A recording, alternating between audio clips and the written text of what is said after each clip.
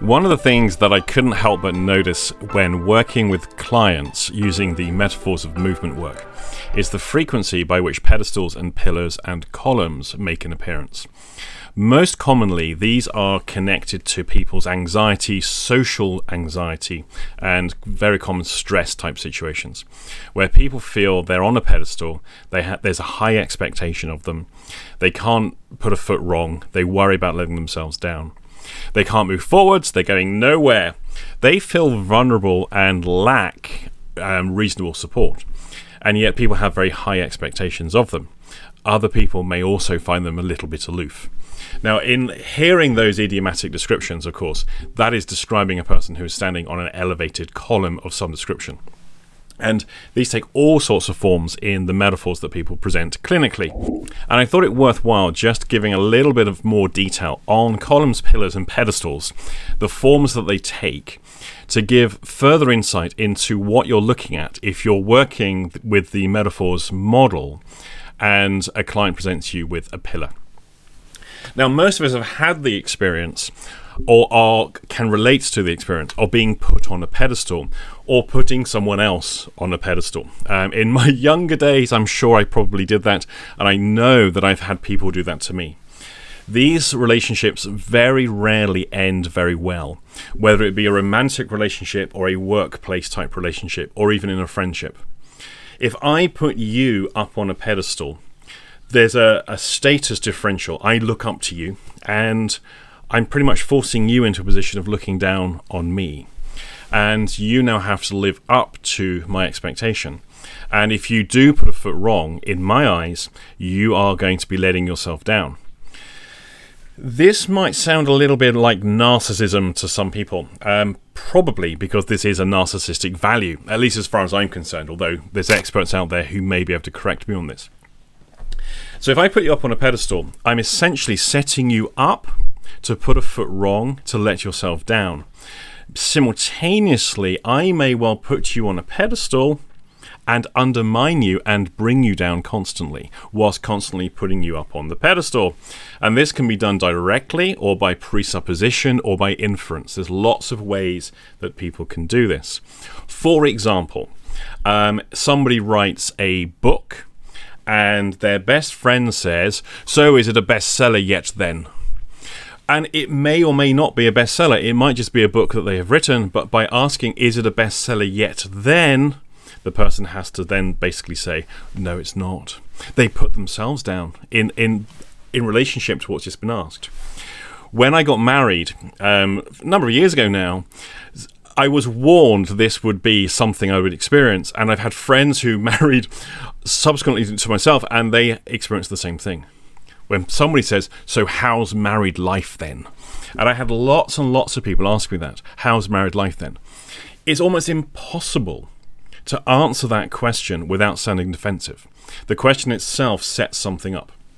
This is inference, expectation, and presupposition in action. So sometimes we can have overt communication that says we look up to the other person, but simultaneously within that framework, we're undermining and bringing them down. And that can be invisible to other people. So this could happen in front of the whole family, for example, or the whole social group. You feel like you've been put down. Everyone else sees that other family member or that friend or that social acquaintance or that boss actually being nice to you, and actually you're feeling you're being undermined. This is quite a common thing within narcissistic type relationships, from which often we don't necessarily know what's happening. So being put on a pedestal is problematic. If I put you on a pedestal, I look up to you. I am therefore putting myself in a subjugated, lower down position. Yet, whilst putting you on the pedestal, I may act in a high and mighty, higher moral value position. So now you're going to detect an incongruency in how I behave towards you. I hold you in high regard. I basically force you to maintain that position, and yet I act simultaneously in a higher moral position as well. For some of you, you've been married to that person, and I'm sorry if that was the case. I'm guessing it wouldn't have lasted very long. So, pedestals feature quite a lot. Now, sometimes when a person is put on a pedestal, that may happen as a child. When the baby is born, they're the most special baby that's ever existed.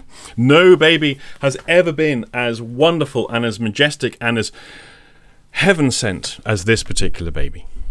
And from a very early age, that parent no longer has an ordinary baby, because no one thinks of their child as being an ordinary child. This is a special one. This is the one who's going to make the family proud. This is the one who will go on to achieve greatness and become the highest professional in medicine or in law or in psychiatry or whatever it is they go into. They will be the best of the best. They've been on this planet for like hours and already they're being set up.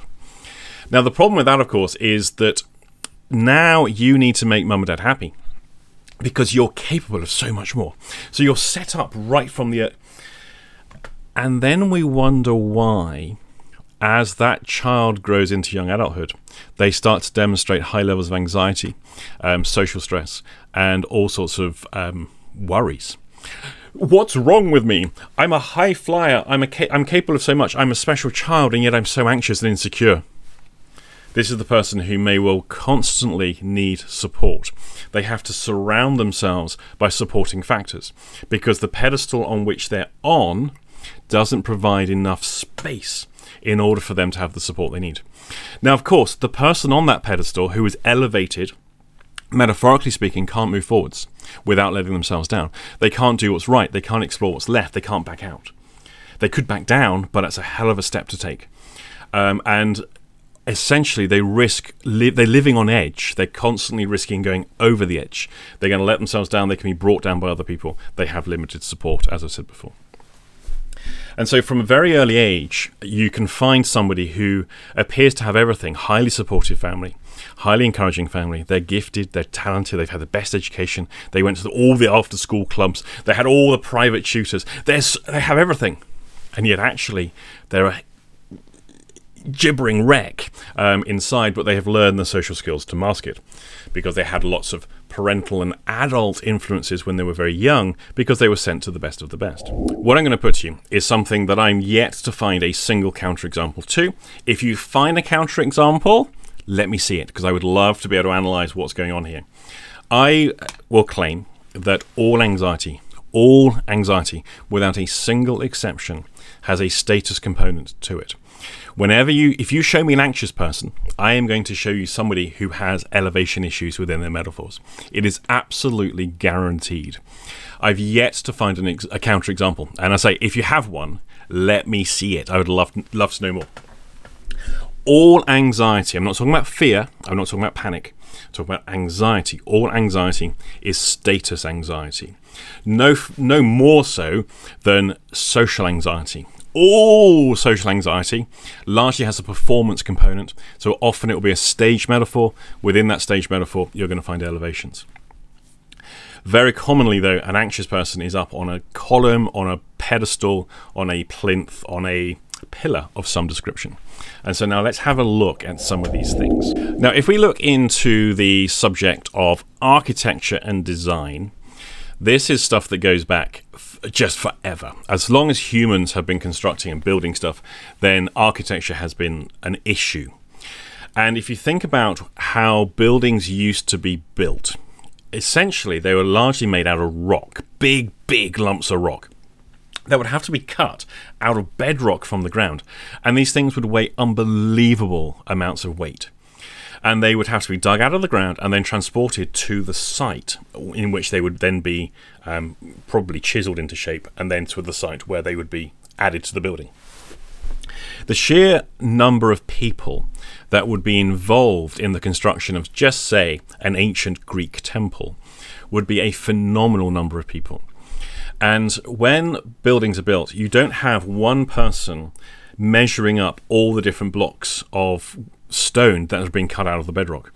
There'll be lots and lots of people building these different things. And then when all these different components arrive on the site, they have to be assembled in the correct order and then put together to make the temple. The issue here is you have to have absolute precision because everyone has to be operating to the precise bit that they are making.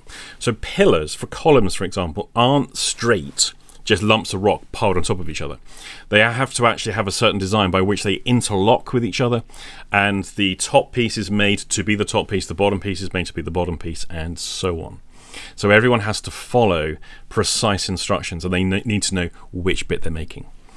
So from this logistical requirement, the orders of architecture emerge. And it's a weird name calling them the orders. They were canonical, which was basically there's a philosophy, precision, and a whole set of instructions that go with how you make that particular temple in that particular style. These are the orders of architecture. We're going to focus on the three main ones from which the others were largely derived. We're going to look at the Ionic, the Doric, and the Corinthian. How exciting. And these go into the pillars. This is our main concern here. So if we just look at the Ionic order of pillars, I'll just pull one up on the screen so you can have a look at what this looks like. So essentially this is a round column, and on the top it actually is a square shape which widens the bit at the top. This basically means the capital, the load-bearing part of the column, is a lot wider, so it can basically it gives a bigger surface area to connect with the structure that it supports. The Ionic measurements were largely regarded as being feminine. They're in feminine proportions. They're much more slender than the masculine Doric column, which we'll look at next. The bottom of these columns stood directly on a base. Now the top, you'll see the whirly bits. I always think of this as like a judge's wig. They kind of whirl around. They're called volutes. I'm sure there's probably a better way that that's pronounced. And the volutes, in order to make those, they require a number of tools. They require a straight edge, a right angle, a piece of string, and a compass. And that's all that's required to actually be able to make those precisely according to the dimensions that are required. Now, the capital area with these volutes widens the load-bearing structure, and the shaft of the column is fluted, which basically means it's got the grooves cut into it, and these are largely decorative function. In some columns, they have zigzaggy type pattern; they're more sort of diagonal. In the Ionic column, they are nearly always vertical. Sometimes they're plain for Ionic, but not always. Now, for some of you watching this will immediately recognize, of course, what I'm talking about here is one of the columns that's used in Freemasonry. And Freemasonry is a mystical, largely fraternal organization of people. Lots of dressing up and saluting and fluting and wearing our costumes, which bases its symbolism and its philosophy using architecture as its primary metaphor. And most of this stuff isn't really known outside of masonry or architecture, and yet when you know the stuff, you'll see it absolutely everywhere. Next time you're walking around old buildings, particularly in London or any old city, have a look at the columns that are supporting the front of various buildings, especially things like the courthouses, especially things like police stations if you have an old police station, and so forth. Within Freemasonry, the Ionic column is situated over in the east, where the worshipful master would be sat, where basically the sun rises and all that kind of stuff, symbolically speaking. It represents wisdom. So buildings that required wisdom usually have, not always, there are exceptions, but usually have Ionic columns. And I say, if you go and look at courthouses, the old ones made of stone, and have a look at the type of columns they've got there, you're going to largely see these are Ionic columns. If you go to cities like Washington, D.C., which were designed around Masonic symbolism, you'll see it everywhere there. So one of the things I would argue here is that if you have a person who metaphorically is standing up on a column, what are they standing on? Let's get some more details about the column, because this type of architecture has been handed down for a lot of years, quite a lot of generations. It is absolutely everywhere, both hidden within our metaphors and language. Why else would somebody be standing on a column? So it's hidden within that. But also it's surrounding us in the buildings and the architecture. So people don't consciously know this stuff, but they unconsciously know it well enough that they do communicate it within their metaphors. So how wise would it be to be standing on that column? Are they demonstrating the wisdom? Do they even know what that column means? These are the kind of questions I may well ask somebody who stood on a column. Let's look at the next one. So this one is the Doric Column. The Doric. Now this is quite a plain looking column here. It's a lot more masculine in its dimensions. That's how it was regarded. It's pretty plain, and it's largely built for strength. And although there are a few issues actually with how strong this column was, but we won't go there. The symbolic representation, this was supposed to be a standard, bog standard, nice strong column, easy to make and all the rest of it. And odd enough, this originated in the part of Greece known as the Doric region of Greece, just in case anyone wondered. Now this one doesn't have a base. It sits directly on the stylobate, which is the base of the temple. So the Ionic column has its own particular base that's been designed and built in. This one doesn't. It sits directly on the base of the ground floor that's being supported, that is supporting the building. Now this has a very simple circular capital. So unlike the Ionic, which is square and has a wide loading area, this one is actually circular. Now this caused a few consternations amongst the architects, and with the finished buildings and the temples designed for beauty and all this kind of stuff. And actually having a circular supporting structure on a square edge or right angle edge was slightly problematic in terms of its visual appeal. So this kind of evolved later on. The Doric column is also recognized for the triglyphs. These are the three grooves which have a largely decorative function, but the grooves above the columns are also designed to channel rainwater. And so essentially water flows in the right direction and doesn't just spray all around the building where people might be standing or whatever else. So rainwater can be channeled accordingly to where they want it to go. Now in the Masonic Lodge, again using the architecture as a metaphor, this is always easy to remember. If you're a Mason, you think, how do I remember this? Well, it's Doric. It's by the door, and the door is where the inner guard, and on the outside the tiler. These are the stronger, the bouncers of the lodge. Stop the undesirables getting in. So the Doric is by the door, and by the door you have your strong people. Although most Masons will know it's usually old Fred who can't stand up and can't do the marching about and all the stuff. Just give him his bottle of wine and stick him out on the front door with his sword, and he'll be the bouncer for the evening. Can't hear what's going on either most of the time. So the Doric is by the door. So this symbolizes strength. And so buildings that were part of the infrastructure, for those who are into astrology and alchemical stuff, it is the infrastructure, it is the Jupiterian, so Jupiter type buildings, the stuff that makes up the fabric of the city may well have mostly Doric columns supporting them. Again, as you wander around the city, have a look at the old buildings and look for the columns that are really plain with the three grooves, the triglyphs, up at the top there. And you'll start to see some patterns forming there. Now the third column we're going to look at is the Corinthian column. Now this is all about beauty, and this is the one that has all of the lovely whirly bits and all the flowery stuff, and basically doesn't it look lovely? And so the Corinthian column is all about representation of beauty. In the Masonic Lodge it's by the junior warden, so it's over there in the south, representing that of beauty. So a good example of a Corinthian column is Nelson's column. And if we just pull up a picture of Nelson's column there, so there's Nelson stood on the top. You'll see the fancy doodly whirly bits at the capital of the column itself. And then at the base there, Corinthian has a base. That's the pedestal on which it is then stood, and itself in turn is supported. So these are our three most common columns that are used. Now, linguistically, people may well talk about, it's like I'm standing on a pedestal, but actually what they describe is not a pedestal. Pedestals are what we put the vase on. Pedestals are what we put objects of beauty on, or display items.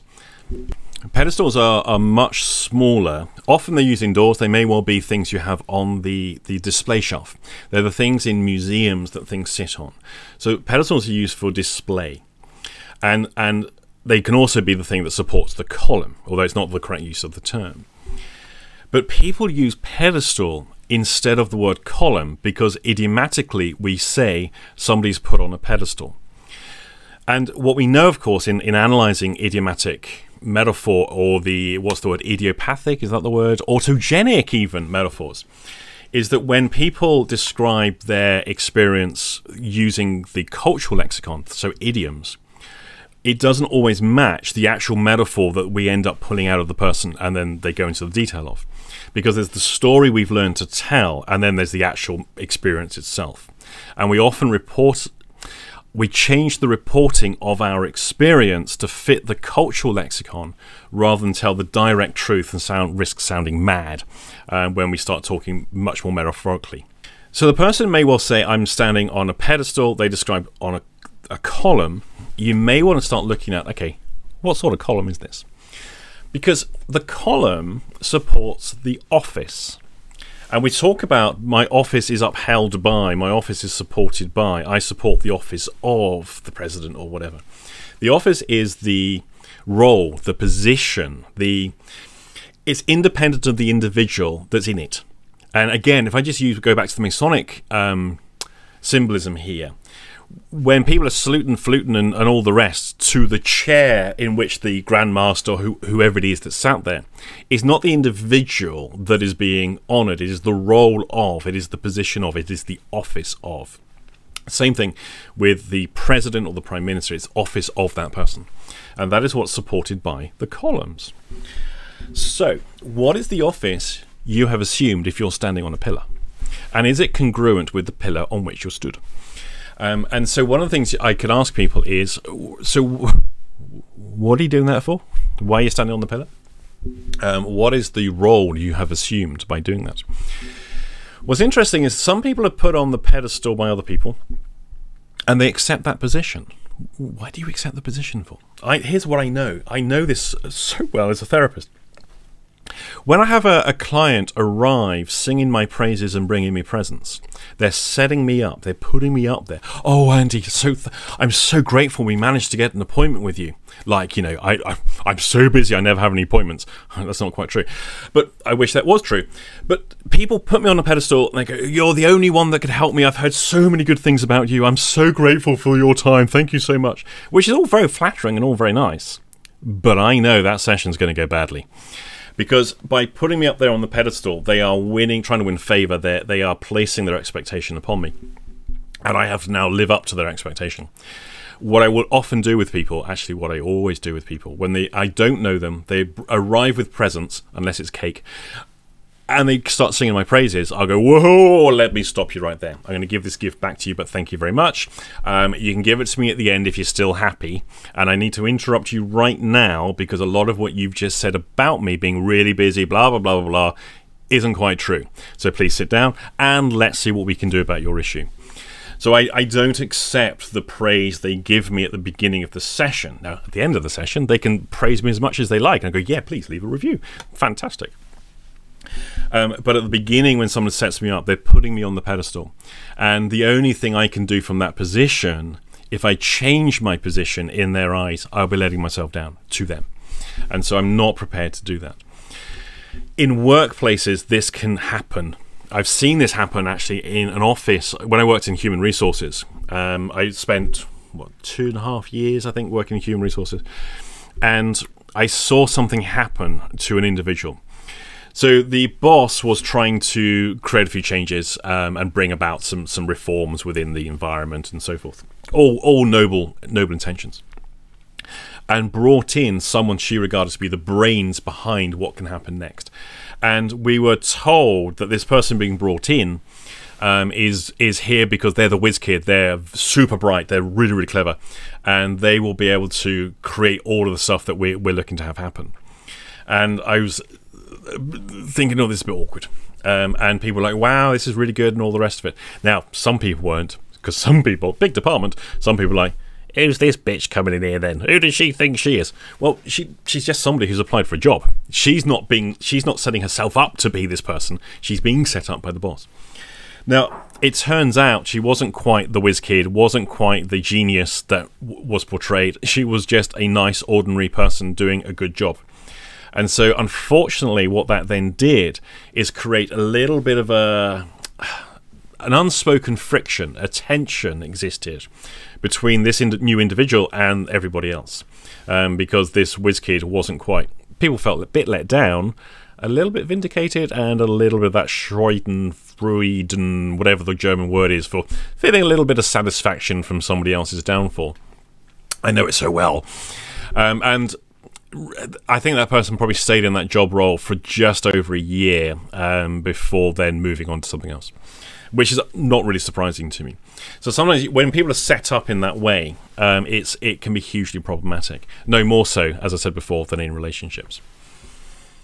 When you accept the role of being on that column, being on that pedestal, what is the office you're assuming? You've assumed the office of who and what, and actually, is that your office to be in? Are you in the right office, or do you need to be somewhere else? And that's one of the questions I will ask people. Now, let's have a little look at the kind of column the person's standing on. Is it an office of beauty? Is it an office of wisdom? Is it an office of strength? What is the quality, and are they on the right thing? Are they in the right place? So whilst we might question the motive by which a person is standing on their pedestal, pillar, column, or plinth, or however we want to call it, we can also look at some of the other motivations. And here we're going to introduce you to Simon Steinlight, or Simon Steinlight. And I'll just pull up a picture so you can have a little look at this fella. Now, Simon Steinlight, or Simeon the Steinlight, was a man who lived around about the early half of 400 AD. And he's formally known as Simeon Steinlight the Elder, in order to distinguish him from Simeon Steinlight the Younger, Simeon Steinlight the Third, and Simeon Steinlight of Lesbos. You can probably tell I'm reading this from Wikipedia. Now, to cut a long story short, Simeon Steinlight was a devout Christian, and he prayed fervently, and he really got into this as a young teenager. And he locked himself away at some point, and he emerged having locked himself away. I think he shut himself... I'll read from the Wikipedia page. He shut himself up in a hut for 1.5 years, where he passed the whole of Lent without eating or drinking. When he emerged from the hut, his achievement was hailed as a miracle. He later took to standing continually upright, so long that his limbs would sustain him. Now, this kind of ascetic devotional practice is not entirely uncommon around the world. And anyone who's been in India, especially in places like Varanasi or up in the northern regions near the Himalayas, you see a lot of the ascetic basically dropouts. These will be Hindu mystics who smoke an insane amount of ganja a lot of the time, who will do all sorts of weird and wonderful things like... spending 30 years with their arm above their head. And I think it was there's been a couple of TV shows recently where some of these people have been featured, and they do all sorts of weird and wonderful feats with their genitalia and all sorts of bizarre things. I've seen firsthand a man whose arm was locked in this position in India, and his fingernails had actually grown through... Oh, anyway, hideous. I also saw somebody else. This was in the early 90s in Varanasi. He was suspended on a frame, and this was by the river Ganges, with 1 million little hooks on basically fishing wire. And there's quite a lot of them. It's not like the modern day sort of body modification scene where they do suspension hanging, usually with 2 great big meat hooks through the flesh of the shoulders or the upper back. This guy had lots and lots and lots of little hooks on little strings, and he was just face down, swinging backwards and forwards all day, all night. A hell of a way to spend a holiday.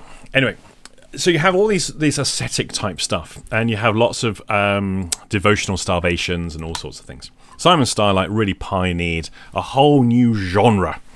So having been hailed a miracle, he eventually climbed up a column, made a pillar, platform on the top. I'm going to live on that. I'm going to stay there forever.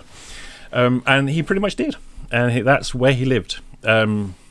Various people were sent to try and persuade him to come down. Is he mad? Is he divine? Has he reached enlightenment? What's going on here? And they kept trying to convince him to come down, and he wouldn't come down. They kept trying to work harder to get him to come down, not coming down. And eventually he was hailed. He's not insane. He really is divine. And so Simeon Steinlight started a whole genre of people living up a column, living up on platforms. And again, in the early 90s, I've actually seen people who've done this. Now, how long they do it for, I just don't know. But I have seen people in India who are living up on a platform, up on a big stick. So this is an act of devotion. It is an act of deprivation. It is the giving up of all worldly possessions. And this also is a good metaphor for some of these people who are trapped on a pedestal, on a column, on a plinth, on a pillar, metaphorically speaking. Because in order to maintain that position, for which mum and dad will be so proud of them, or their partner, or whoever it is that's put them in that position, they are pretty much giving up their own life. They're giving up their own destination of where their feet taking steps would take them to. They are pretty much assuming a position that pleases everybody else, but gives up all of their own stuff in this world. And there are so many people who are spending their life in the wrong place, knowing your place in the world, and it's the place that I, your father, I'm going to put you in. You will know your place, young boy, or whatever it is. And people get put in their place. But it's not necessarily their place. It's the place they get put in because it suits mum, dad, employer, boss, whoever it is, when we get positioned in these ways.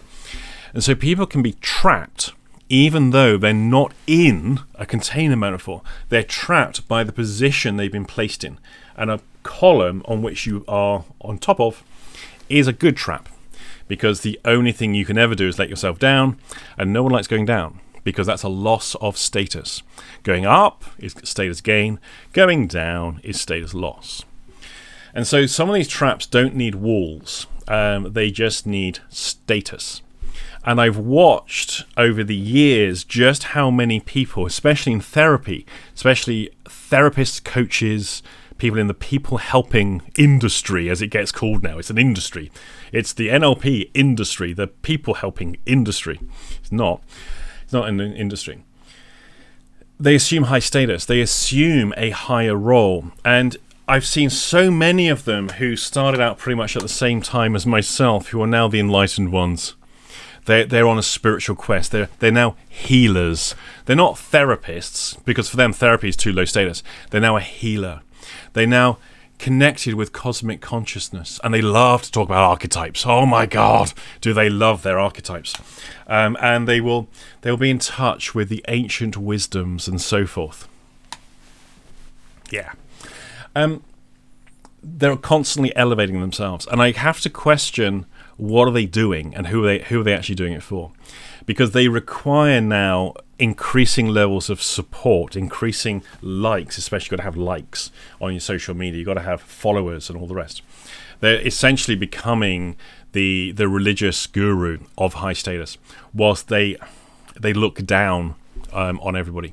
I'm very much with Sam Vacklin on this position, which is so many people who are coaches, therapists, trainers, and the gurus and the spiritually enlightened ones are actually narcissists, and they have a contemptuous position of their flock, of the people they look down on, because they have placed themselves on the pedestal, and they are, hey, look at me, here I am. One would hope as people get older, they become less focused on status. In our 20s, the social environment in which our 20s exist, where essentially we're gathering survival tokens. We're trying to gather enough resources to break away from the support of family, to become independent and create our own family, and the progeny continues. So our 20s are a very narcissistic era where we're trying to accrue resources, and these are both people, friends, social support, social connections, work connections, money, wealth, all of those things, in order that by the time we get into our 30s, we can then essentially we've got what we require to live the rest of our lives. Generally, people grow out of that narcissistic status orientation, and into their 30s and 40s, people start to see actually this high status, this having everyone admire me, this having people look up to me isn't quite so important. But not everyone does. And what I'm seeing in the therapy coaching world is that so many of these people, they start to believe their own bullshit. They start to believe their own self-importance. I was one of those people, as some of you will be well aware of, and I think I'm growing out of it now. I'm trying to, at least. I've got more hair now, so who knows. Essentially, what we learn is that as we gain power and authority, and as we gain real-world status, we can start to lower the self-importance and the perceived status that we have. You've met these people in workplaces that as the people go up the ranks, they may be ambitious individuals, but as they get more and more status and power within the organization, they become more humble. Not everyone does, of course. You get the minority of people who become more tyrannical as they get more power. In the hospitals, I saw this. Most high-status individuals were actually nice, kind, highly stressed individuals, and not always so kind when they were stressed. But overall, they were good people. But there was a minority, especially surgeons. Surgeons were the worst. The minority of those surgeons became complete tyrants as they got more and more power. And they would surround themselves by yes men, and it was just awful to watch the bullying that went on. And I saw that happen a lot with people in the 20s, but most people in the 20s grow out of it when what's important to us changes as we no longer need to gather those resources. So now, the reason I mention this is because the pedestal on which a person stands, the age they're at, is significant and worth thinking about. If I've got a person in their early 20s who's up on a pedestal, that's a very different proposition to a person in their 60s, because the consequence upon themselves. And those who have done the metaphors training will know how I differentiate what goes on the pedestal as opposed to just don't do pedestals at all, don't do columns at all. We put the output of our work up high. We don't put ourselves up high. We can have other people put output of our labors up high, but never accept a high position as an individual yourself, because you will fall. You will let yourself down. So we've got the Doric, Ionic, and Corinthian columns and what they symbolically represent, and that is throughout our history, and it's in every city, and that's been there unconsciously represented to you throughout your life. You've just never been aware of it until it's pointed out. Have a look, you'll start to see it. We have the notion of elevation as connection to divinity, and how being up on high is seen as an important thing. And we also have the last one, which is people who adopt a high position as a protest. And this is quite a good line that I have used occasionally with people. So if somebody's in an elevated position, I go, what are you doing, a protest? It's very much a Frank Farrelly, Nick Kemp, provocative therapy type approach, where we can take the least likely thing that actually applies to the metaphor and regard that as what they're doing. So what are you doing, a protest?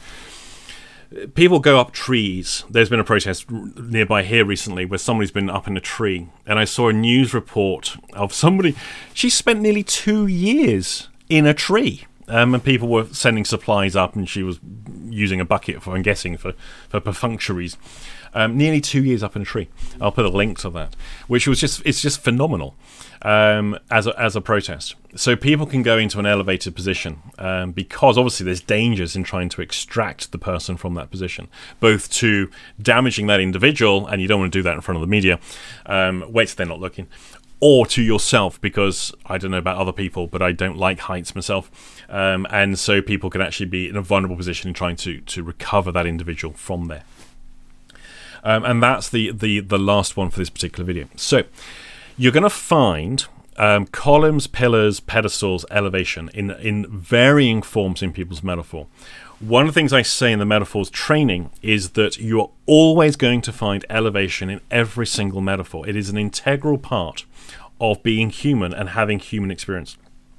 It is conspicuous by its absence. So some people are in totally flat terrain. There is no elevations about anything anywhere. That's significant. The total absence of it should tell you quite a lot about the person's experience. Come on the level 1 training to know more about that sort of stuff. Is always going to appear. All anxiety, without exception, is status anxiety. 100% of the time, I challenge you to find me a counterexample. And there's the symbolic representation of what the column is, what it looks like. The style of the column that they're on is also significant as well. As always, thank you for watching this video. Do please leave any comments in the comment section below. Click the like button if you've made it this far. I think it's only about 6% of people watch more than the first minute of any video. But if you're one of those people who's made it this far, please do click the like button and leave a comment, because it really helps with the YouTube algorithm. Get me boosted up the ratings, make me really important. Hey, I'm going to be a YouTuber. Look at me. I'm a social influencer. How important I am.